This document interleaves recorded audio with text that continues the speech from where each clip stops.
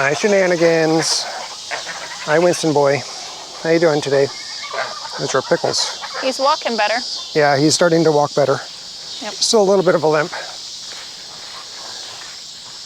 They're all over the place today. Interesting. They're usually all up on their perch by now. I wonder why they're on the... Oh, do you have the littles out? Yeah, I opened the doors for the littles to be able to roam. Okay. So Jack was doing really good with them. He was showing them where the food was, and He's a good rooster. You guys want some beets? They're all like, nope. No, we're about to go to bed. I know. I don't know what to do with the pickles. Are we doing the pickles in here too? No, I think I'll go into the pigs. All right. Hello, everybody. So Friday night for us, Saturday for you. We'll come back to this in a second. We're gonna go feed the piggy pigs. Well, not feed them, just give them a little snack. Little pickle snack. Little vinegar snack, see if they like it. So I made pickled beets today, and that's what the chickens got, was the stems that I didn't use in the skins after I peeled them off. And then this is just some dill and a few extra cucumbers that were pickled. See if they like those or not. I'm not sure. The vinegar might be a little much. Oh, Mimi likes. Oh, no. They're like, what is this? Hi, Amy. Hi, buddy. Mimi's going for it. Mimi's gonna eat them. Hi, Amy. You're a sweet boy. You're a sweet boy. If you weren't neutered, we would have kept you and bred you. Yeah, he's a good boy. He is a good boy. All right. Hi, Shenanigans. So we decided to place, well, yesterday we were talking about where we're going to do the coop, and Katie and I decided side by side with a distance between them for a run. So I did 15 feet. I figured that was a pretty good size miniature run, I guess. Yeah. And I tried to line it up the best I could. Visually, it looks okay. I'm happy with it. That's all that matters. For this part of it, yes. So I was able to get the frame built early this morning before the sun came out, because it was like 95 degrees today and stupid humid. Very, very humid. So I woke up and worked on this. It took me probably like an hour and a half, maybe 2 hours. Because he had to do it all by himself. Yeah, Katie wasn't feeling good. No, she was not doing well this morning. So hopefully tomorrow, I think the weather's supposed to cool down a little bit. Yeah. So we can wrap it with the hardware cloth and the chicken wire that came with it. But yeah. And the hardware cloth, yeah, it's a little tilty. It's not perfectly straight, but it's kind of on a slant. It's on a slant, yeah. It's on a bit of a slant, and it's okay. It'll work. Yeah. It'll stiffen up a little bit as we put the hardware cloth on it. That'll keep it from make it more rigid. I think it looks great. Yeah. Good job, babe. Thank you. Yeah. I was going to tell him about my bantam mistake. Oh, yeah. You want to talk about your bantam? In all the research that I've been doing with birds and ordering birds, I thought these little frizzles were so cute. I'm going to see if I can get...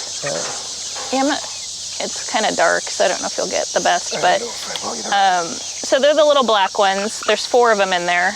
2 of them have the fluffy backwards frizzle feathers. 2 of them do not. And you can see how much smaller they are. I don't know if they can actually see them right now. I'm going to see if I can get... All 3 of them are like right there. Because the dark corner. Dark Brahma was just right in the way. Oh. They're very skittish. Yeah, we haven't done a good job handling them. Oh, man. Well, so... Did they happen to be in there, or did they all run out? One just ran out. I think they've all run out. So usually I research, how big they're gonna get, if they're gonna be good egg layers, all of those things. And for whatever reason, I missed looking at the final size of these, knowing that bantams always were going to be a smaller breed of chicken. I knew that. What I didn't know is that they are almost full grown already. And that they only get... Hopefully it runs out. It's in the tiny ones in this little... Here it goes. It's coming. It's coming. Nope. Is it? So anyway, they only get 1.75 pounds total. And I had bought them to go with the silver-laced Cochin males because I thought it'd be really cool to breed the two together. Well, obviously I can't put an 11-pound rooster with a 1.7-pound female. She's coming through right there. Yeah, I see you there. So now we have to figure out with these 4 birds that I originally intended to be part of our breeding flock. Whoops. They're too small, so... I mean, their eggs are going to be tiny. They're going to They're going to be like so this tiny. little tiny nothingness.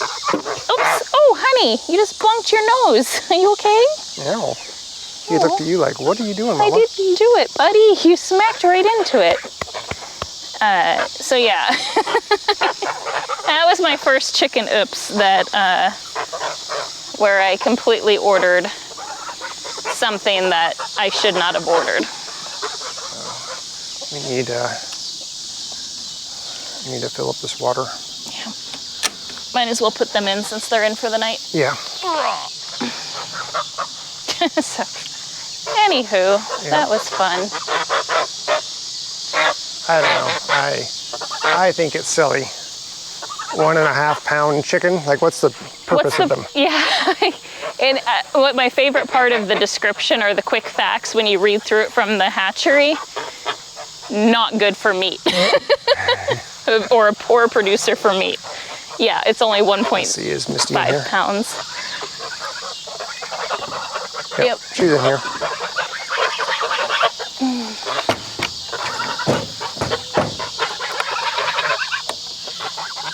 Are you? Betty Jane is still out, so we can't close that coop yet. Yep, she's still. Hi, buddy. I'm sorry I bonked you on the nose. He was sniffing this, and I moved it.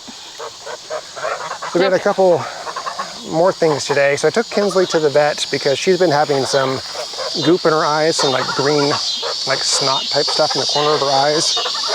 And I wasn't sure if it was allergies or a bacterial infection. So the vet thinks it's allergies, but we got some eye drops for her for the next 7 days, just in case it is a bacterial infection. So we did that. And then, while you were gone, you got a phone call. On my way back in, it's about 20 minutes away, I get a phone call from one of our neighbors that I rarely talk to. And he calls me and goes, "Where you at?" Okay, "In town, what's up?" He goes, "Your dogs are out." Like, "What do you mean?" He goes, "They're out, they're off your property. They're across the street from my property.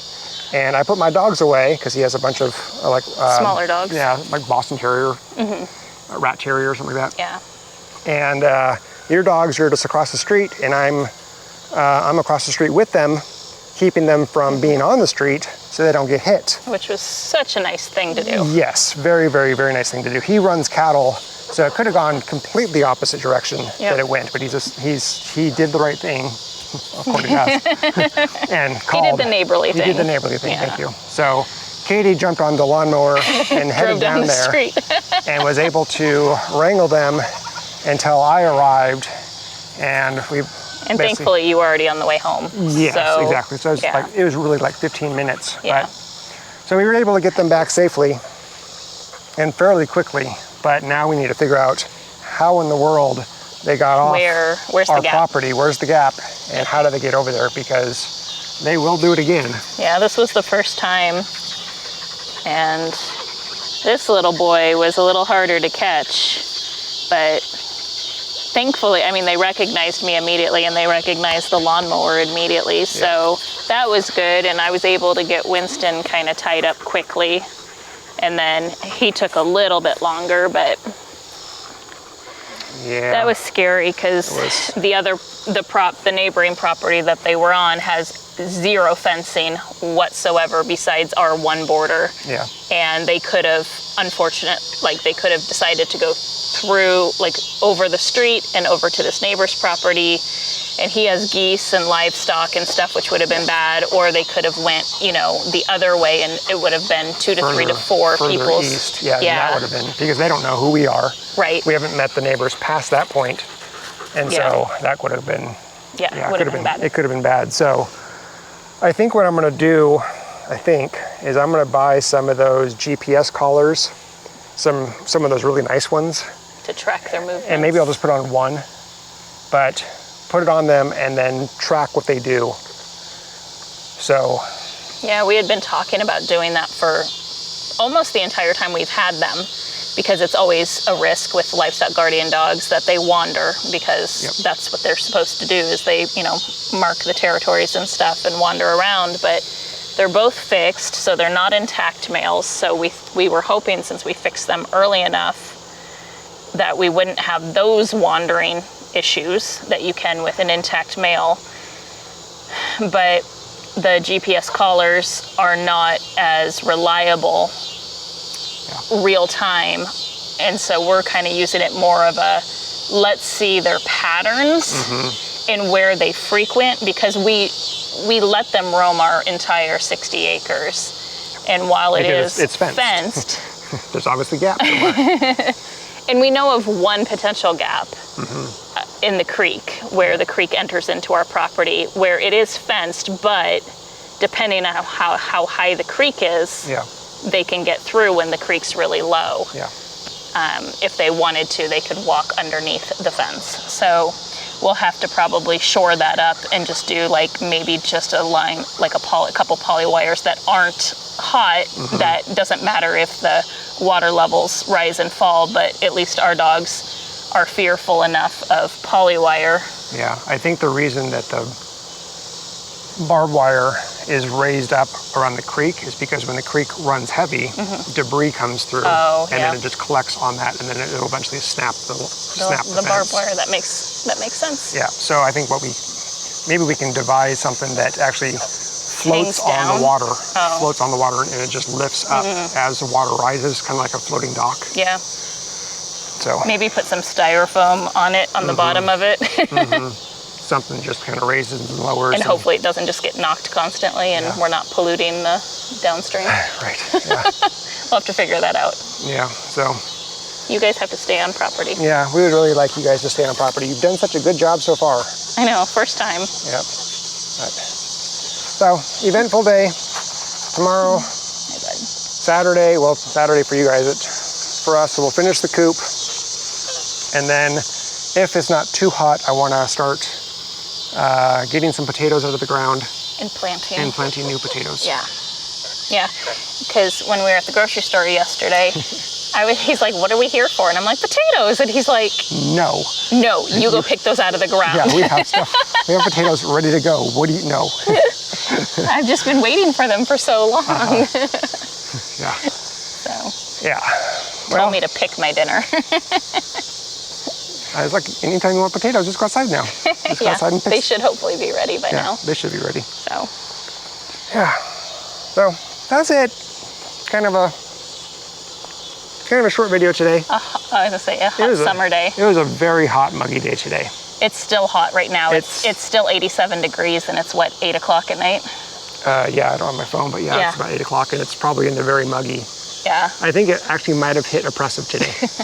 It was crazy how bad it was. It's probably why they were like, let's go seek other areas. Let's go to the creek and figure out what we can do. Yeah. So, well, we will then see you on Tuesday with some exciting updates on what happened on our weekend. Yes. We hope to have exciting weekend. An exciting good weekend, not exciting like, hey, our dogs are loose again weekend. Oh, yeah. Let's not do like a repeat of the sheep are out, the pigs are out, the dogs are out. That's never a fun. It's entertaining to watch, not entertaining to live. Hi, Lades. All right, we will see you on Tuesday. Again, thanks for watching. Appreciate it. Bye. Bye. Stretch. Are you going to stay put today, buddy? Tonight and tomorrow and the next day and forever? That last one's probably not going to happen, huh? That forever part, huh? Yeah.